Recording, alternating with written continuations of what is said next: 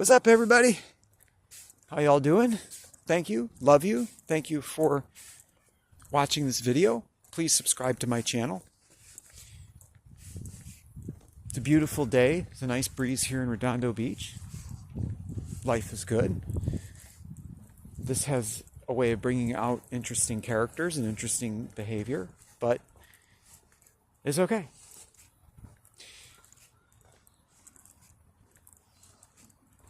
So, I've been thinking a lot and focusing on the idea of the ego in a way that I haven't before.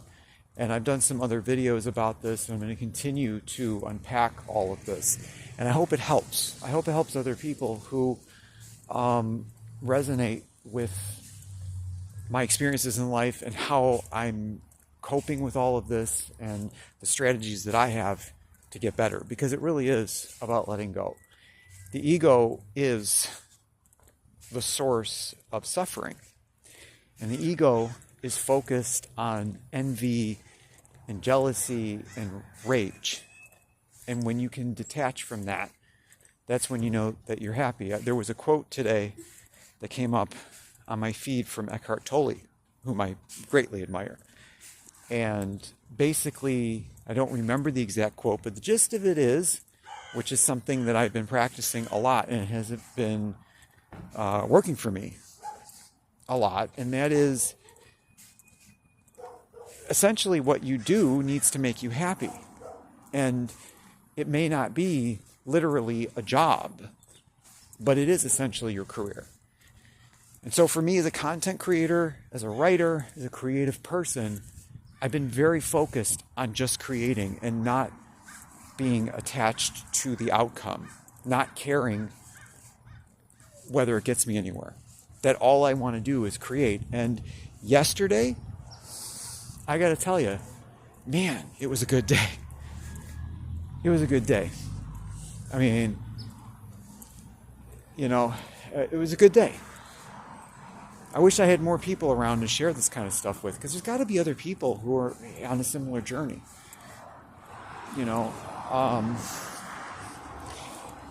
But anyway, I'm just saying, this was the first day that I had in a very, very long time where there was nothing that happened yesterday that made me want to tear my hair out. And that's an amazing feeling. And it's because of the work that I'm doing. It's because of the work that I'm doing to be less ego-driven and to break all of these crazy patterns from mom and dad, who, again, were masters at holding grudges. And I compare that to people who get busted for some minor offense. It might be a drug offense. And when you hear about stuff like that, if it's not somebody you know and you hear about it in the news, you often think, okay, well, what did they really do? At least this is me, the way I think, because I'm fair-minded. I think most people are fair-minded about things like this. It's like, what did they really do, or what else did they do? Because it's not enough to say, oh, that guy had a bag of pot, because they still bust people. And when they talk about legalization, all they're talking about are licensing pot shops. That's all they're talking about. So, there has to be more to it. And a lot of times people do spend time in prison for things that probably were wrong, but you always feel like maybe this individual took the fall, or maybe they didn't have to go through all that. I don't know. All I'm getting at is, when it comes to those types of offenses, there are people who have other things wrong with them, who might be violent, or they might have kids and they're not feeding their kids, or they're hoarders. I mean, we see all this stuff on TV, like hoarders and people with like 30 cats in the house. I mean, that's where it's like, if they busted somebody like that, well, then you'd think, yeah, duh. And I think when it comes to the ego, there's a very similar thing there, because the ego is the source of suffering, meaning that it's the source of depression. And I live in LA, and I was talking to somebody about this very topic online the other day, which is the only contact. I wish, God, could we just get past this COVID crap already and start connecting again, right? Anyway, but this girl online lives in New York City and saying the same thing. It's like the people are not happy because they're egotistical, and everybody here in LA is like this. And I'm just glad I don't have that problem, because today, man, I feel it. Because, a lot of times it's like in tarot, right? Like the cards in tarot have hidden meanings. Like the Justice card may mean what it appears to mean, but it may have other implications depending on how it's positioned. It's the same thing with the Death card. I'm not a tarot card reader. I just kind of know this from stuff I've seen. And stuff I've read about tarot. And it's like, the Death card just means an ending. Like when we say somebody has a death wish, doesn't necessarily mean that they want to die physically. But when you're not sick, you see this kind of stuff all around you, where you would think, yeah, it's getting warmer. It's a nice day. Just go to the beach. Go take a walk. Go do something fun. And, when it comes down to it, my common sense is really great. I think common sense and the pineal gland might very well be proven to be the same thing. Because, you know what? Nobody's telling these people not to go to the beach. They can't keep saying the governor's telling them not to go to the beach. The mayor's telling them not to do this. I don't give a damn how many restrictions they put up. These people can't argue that anymore. They go out, because I've seen this pattern play out over and over again, long before lockdowns and COVID-19. It's like people driving up the road. I just saw this ding-dong speeding and tailgating, and everybody does that, and you wonder, what do they think that's going to do? Because those people are fighting a battle that they don't want to fight anymore. And every time they do something like that, where it's some major fuck up or some subtle fuck up that only somebody like me would notice, that they're speeding down the road and they've got 3 German shepherds with their heads sticking out the window. And believe me, those people know that somebody around them is going to notice something like that and think, that's kind of abusive. You don't want to do that to a dog, because the car could get sideswiped. And if you feel like being free, go out and do something fun. It can be as simple as taking a walk. Can't you tell that I'm healthy, or at least trying to be healthy? Because you know what? I felt guided to just go for a walk and to make this video and not do something abusive to an animal. And that is what I mean by the tarot interpretation of the Death card, because it just means ending. But nobody seems to want to interpret what these people are doing as it's beyond a cry for help. That's not even what it is. It's surrender.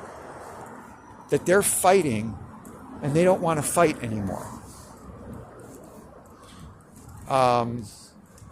So LA's like this too. It's just ego and rage and envy and craziness, and I've learned to detach from that. So yesterday was a good day, and I was doing nothing but creating, and that's all I want to do is create. And yes, I hit roadblocks.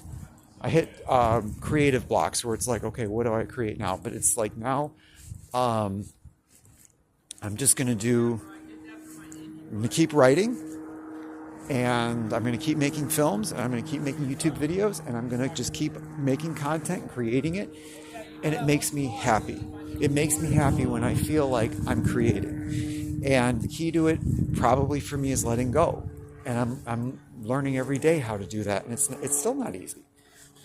It's still not easy because I still have these survival patterns of things that were defense mechanisms growing up in a kid with 2 cuckoo bird mom and dad, whom, of course, I still love my mom and dad, and I have all kinds of nice things, loving things to say about them, because the light did come in through them many times. But just going back to my example here of individuals who get busted for some kind of crime, or maybe they have a problem with alcoholism. The ego is the same thing. And so when you have people who get busted, because I've been busted for that too. But I'm the type of person who it's like, I don't want to be in trouble. So I seek out spiritual resources. These people aren't doing that. So anyway, I had a lot of other stuff on my mind here. And yeah, well, I wanted to talk a little bit about politics because, I follow the politics, and Gavin Newsom has got a podcast, and, he is such a fascinating political figure. He really is. He's one of the most fascinating, enigmatic people because it's obvious that he cares about his political survival. But he does all this he says weird stuff, and he does weird stuff, and half the time you wonder if he's kidding. And which is also why they can't keep blaming the governor. Oh, we can't go to the beach because of the lockdowns. Lockdowns have been over. I said this when the lockdowns were going on. The Queen of England said, there's no more lockdowns, let it go. And yet they kept pushing the mask bullshit. Why? Because they want to collect on an insurance settlement. How sick is that? There's going to be, you can mark my words, some bizarre tort claim where all of these people who took the vax are going to claim that it made them sicker and they knew exactly what they were doing. And those were the people that pushed all of this. Let's be clear about it. Anyway, Newsom is a fascinating figure. And the one thing I got to give him credit for, and I've noticed this, that there's certain politicians who always come out okay because they know how to pivot. They don't do what Karen Bass does, where it's like, oh, the city's on fire. I'm sorry, can I do that over? And she does that all the time. Every day. When you see her press conferences, it's just something, one after another like that. That's not the type of pivoting I mean. Newsom is like that. Lindsey Graham, who recently has changed his tune about Ukraine and President Zelensky.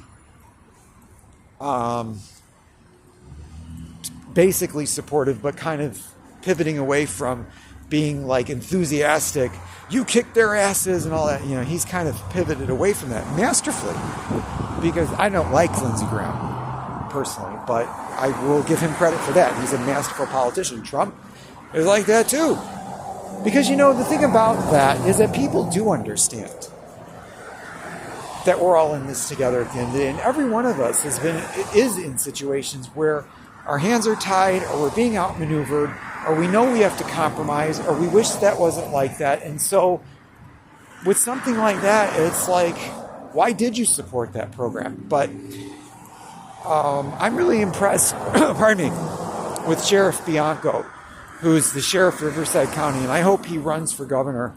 I really like him, and I hope he wins. But I also hope that he's going to be tested. This much I can tell you for sure about this. Because, like I said before, these people in LA are very sick people, and they don't care. And they're just going to keep, every opportunity you give these people to turn it around, they're going to keep screwing it up.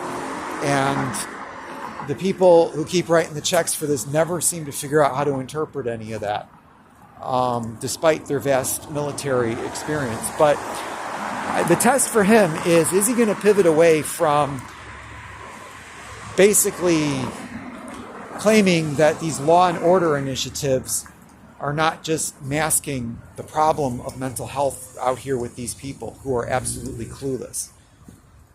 Because the only way he's going to win to impress the Doge crowd is to call out people like Karen Bass and all of these politicians who claim they're doing something about homelessness and taking $15 billion from the government, and there's no metrics to support anything. In fact, every claim that they're making turns out to be complete bullshit. They're lying through their teeth.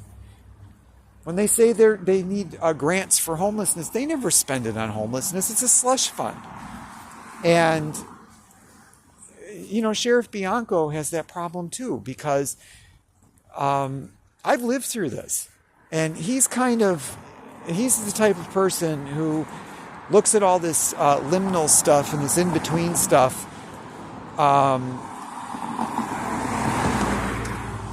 exploiting the lockdowns, for example, and using that as an excuse to claim that we're getting tough on minor infractions and we can't return to a pre-9/11 sensibility, and freedom isn't free. And you have to say things like that to people who don't get it. So that's what I mean when I say, is he going to pivot away from that stuff? Because if he's going to get on the campaign trail and claim that he's been running law and order campaigns and neighborhood watches, he's not going to make it, because that's BS. He's not going to be able to point. He himself is going to be talking about Doge, but he's not going to be able to point to a single metric that proves any of that works. And all he's got to do is pivot away from it. There's a way to do it that people would accept. There's an answer that he could give if he's going to go to the next level, where I would certainly accept it. Okay, because Trump has done that about the very same thing that I'm talking about right now. So hopefully he doesn't pivot the way Karen Bass does. None of that worked. We're just papering over the problem. We're just medicating these people until they finally go away. Or is he just going to take a cue from masterful politicians? I hope he wins. I hope they clean this stuff up. But anyway, those are my thoughts on all of that. And other than that, I feel good. I'm creating. My first movie is going into production. I'm just going to keep fighting and keep creating and keep working. June or July, the script is ready. I've got people interested in it. I finally am getting closer to getting my screenwriting course off the ground. And I'm just working towards building an indie film studio where I can support other writers and support other creative people, and using the micro-budgeting model. So I've got one completed micro-budget that's going to be produced. I've got 2 more scripts that I'm working on, and I'm just going to keep creating and keep creating content for YouTube and Instagram and everything else. I'm totally in, and I'm just going to keep doing it. I don't care about the outcome. This is it, in other words. This is it. So that's what it takes. The ego keeps creeping in sometimes, saying, oh, but you're not getting anywhere with this. But I know how to detach from that. So I love you if you're watching this. I love all of you. If you're part of my community, welcome, because I'm just going to keep building and growing, and we're going to make this a better world. Thank you. Peace and love.